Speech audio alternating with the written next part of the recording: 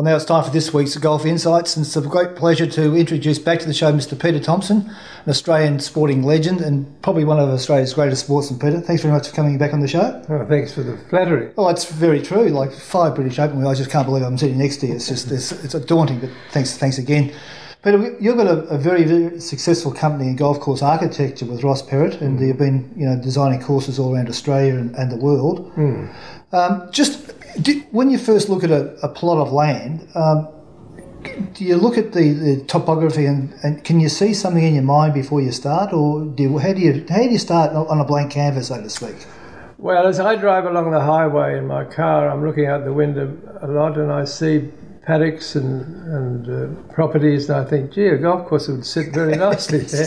So, it's instant recognition that, this is golf country. You're right.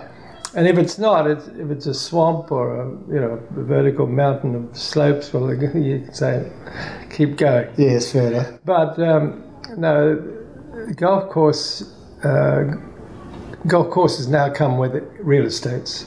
Yeah. I would say 99% of our work is with real estates, and in any country. Yes. China, right, Vietnam, and the Middle East. And that's really what we're part of a team of planners.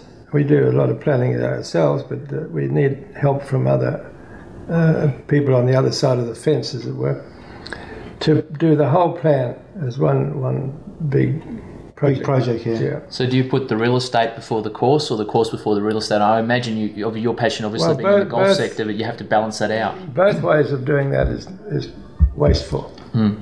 So that unless it's agreed upon at the beginning by the planning that each has its place, then we shouldn't go ahead. But sometimes I see other projects where there's a little box at the end.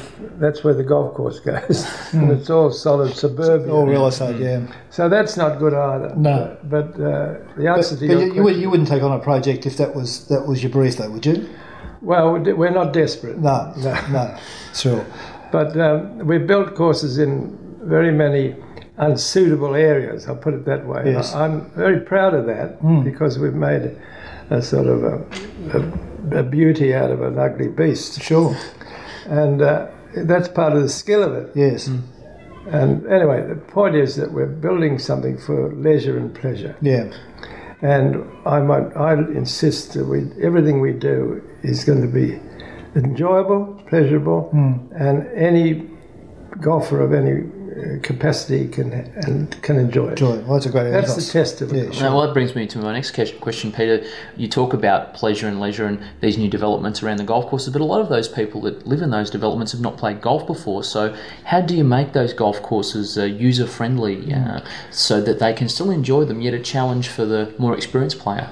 Well, you're describing, say, Sandhurst. And many of the new residents of the Sandhurst development, which is golf, 2 courses and housing, 1,500 house lots. It's a small town, really. But the golf club is composed of some of the residents, not all of them, and I might be even 50-50, 50 members from outside the project and 50% from inside.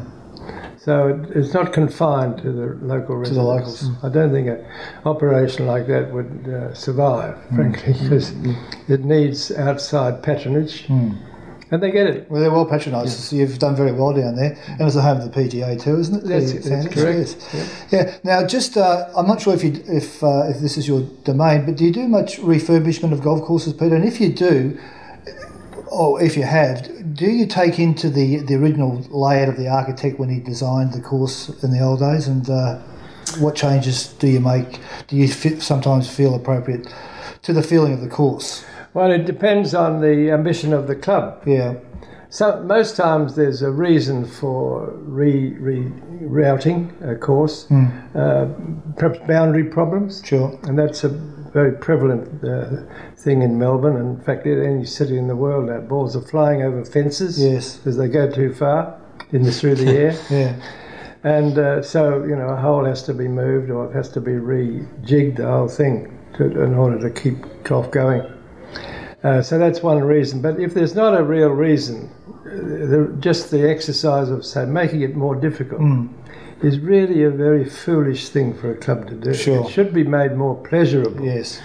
Not more difficult, because you're leaving behind, half your membership. Yeah. There's not any intensive toughening up of the course and addition of bunkering and making it bigger and deeper and all that. It's leaving behind a lot of people. Well, I'm not sure if you've read The Spirit of St Andrew by Dr. Alistair Mackenzie, have you? Yes. Yeah, an amazing book, and his theme through the whole book was that committees should stay away from redesigning golf courses and leave it to how the architects designed it in the first place. And at the same time, though, you've got to talk to the club, yes, talk to the committees that are in power. Yeah. But anyway, there are drawbacks. Sure. Sometimes the aim they're aiming at doesn't quite come off, and they're too embarrassed to correct it. So Peter, with a lot of modern designers, they tend to have a signature or a theme they like to almost leave a stamp print on each golf course. So I don't seem to tend to see that with you at all. You're very flexible with your designs. What do you think about that? Well, I doubt there is such a thing as a signature. You can't sign it like you'd autograph. Every golf hole is different from another. Okay, there's no two exactly alike. Some designers love extreme undulations in greens, or some designers prefer a certain style of bunkering. Yeah, you can almost pick people's work, because I think when it comes down to it, one's personality goes into a golf course. Sure. And if it's a nice person, you get a nice golf course. We've got a few of those with you. Well, Peter, you've left some fantastic golf courses around in some of your designs, and obviously there's more to come around China and the rest of the world. So thanks again for coming on the show. It's been a privilege to have you on, and your information has been very interesting indeed. So thanks again, Peter. Good luck to you too. Thank you.